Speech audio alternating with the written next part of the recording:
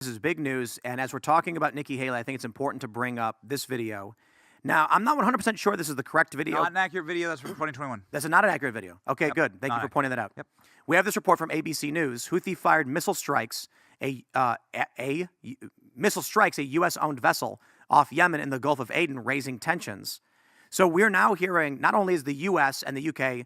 bombing this the Houthi rebels, they're firing on U.S.-owned ships. They fired on U.S. warships. War is escalating in a very, very dangerous fashion. Even if it doesn't get crazier from this point, and this is the level it's at, trade is going to be heavily affected. The cost of your goods is going to go up.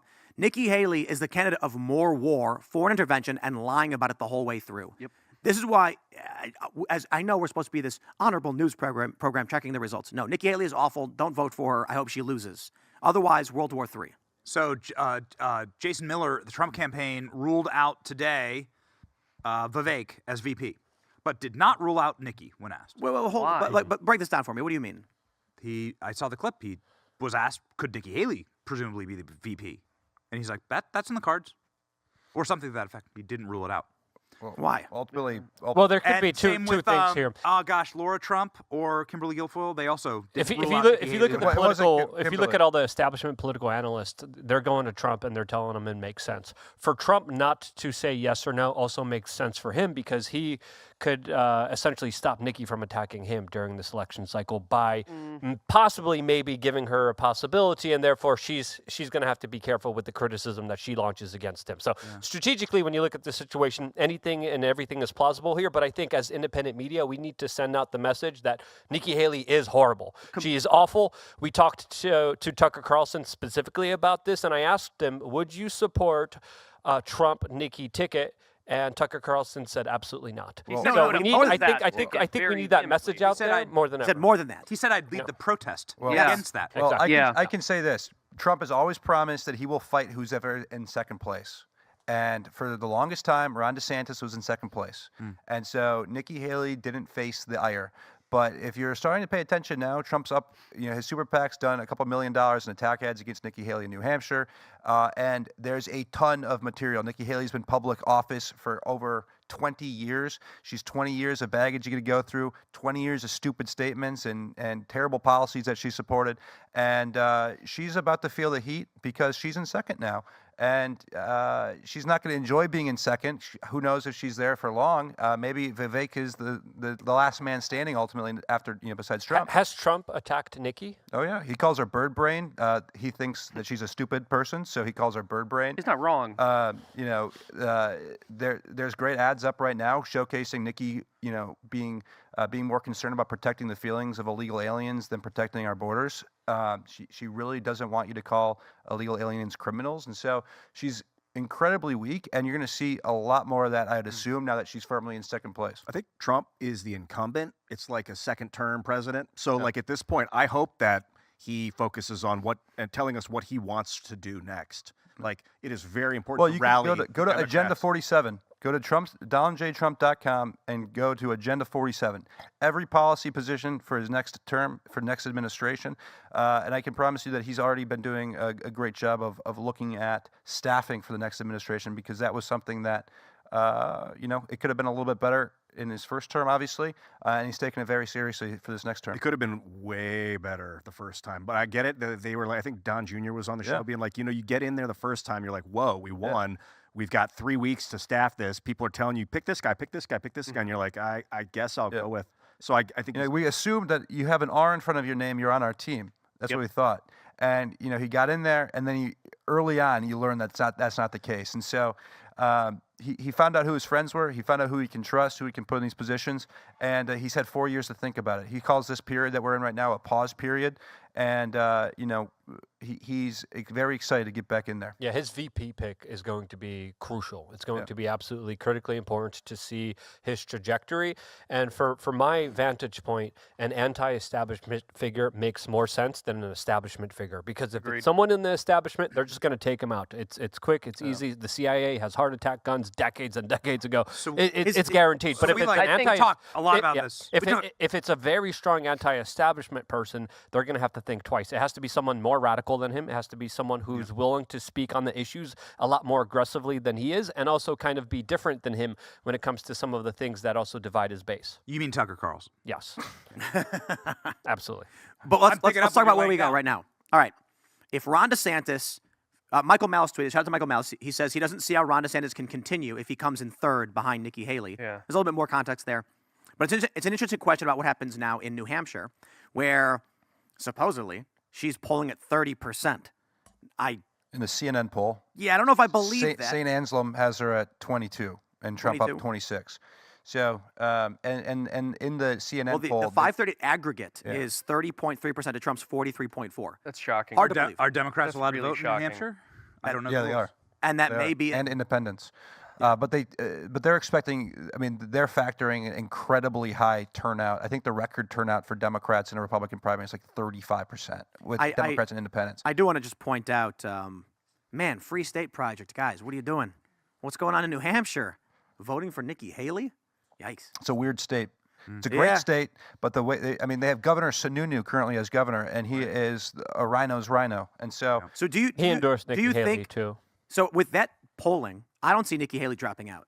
I don't see Ron DeSantis is polling in. Nikki's got money coming in. Ron's got money running away from him. What person would be dumb enough to invest in Ron DeSantis after this performance? I'm just, man, Ron DeSantis really just set himself ablaze and ended his career. I just look forward to reading all the obituaries written about his campaign tomorrow. They're gonna. He's done. Yeah. Now look, he's still within 17 votes of Nikki Haley. If he finishes in second, he might be able to limp on. But But he's going in the wrong direction. Well, no, I mean, it was actually a little bit worse a moment ago. Okay. So we'll see, but he's down. We will see. Trump's already got 12 delegates, they're saying. So we'll see, man. Still 2%. But it's kind of sad, isn't it? Yeah. The promise of Ron DeSantis and his governorship. But I do think it's fair to point out two things. The reason why Florida is doing so well, everyone likes to attribute everything to the executive. It's the legislature. Florida's got great representatives and state senators. It's a ruby red state. And that, right, when these people pass bills, Ron DeSantis gets to sign them. So here's one to watch: the governor's race, the gubernatorial race. Ron DeSantis is taking second place. Okay, wow, yeah. There we go. Look at that. Now he's actually up by 17? Hey, it could turn around for him. Maybe he'll be able to limp. But anyway, continue. Sorry, Benny. No, it's just it. So now that Florida is a ruby red state with a ton of power and then projected power, right? So when the census comes, the state will get 4 new congressional seats and so forth, and the governor will be insanely powerful. Ron cannot run constitutionally, and that race is already heating up in the state of Florida as a Florida resident for who's going to take that role.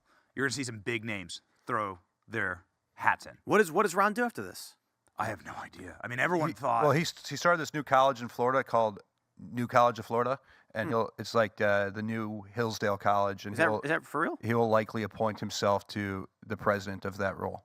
Can you explain to me where Rob came from? Calling him Rob. Just to mess with him. Okay. Yeah, and again, No. that's something that's so stupid, but they got so upset about it. Yeah, And- the trolling from you guys was making them insane. You got to know the Chinese are It's very not just good the at trolling. Well, that's the thing. It's not just the trolling. Literally, any even slight constructive criticism of Ron was met with his campaign people online diving all over you. So this is what's fascinating. I know ALX, my executive producer, comes on the show with regularity.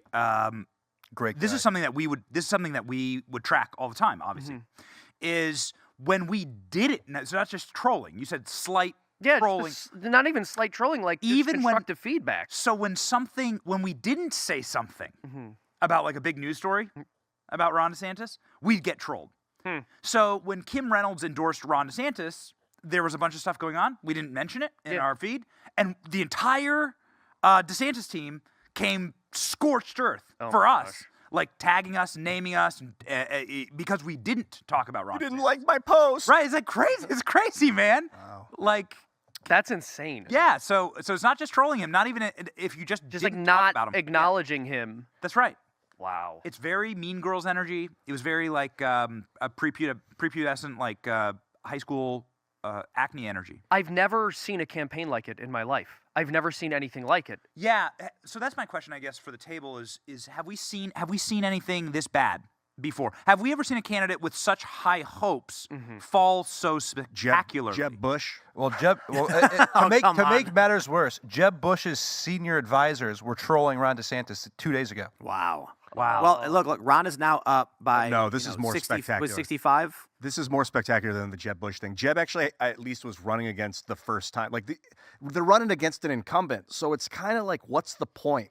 This guy has got it in the bag. But It's a second term. But I think the thing with Jeb's campaign is, the big problem is it was Jeb and his campaign. Like, who's gonna, it's Jeb Bush. I love that. There's so many exclamation issues point. with him.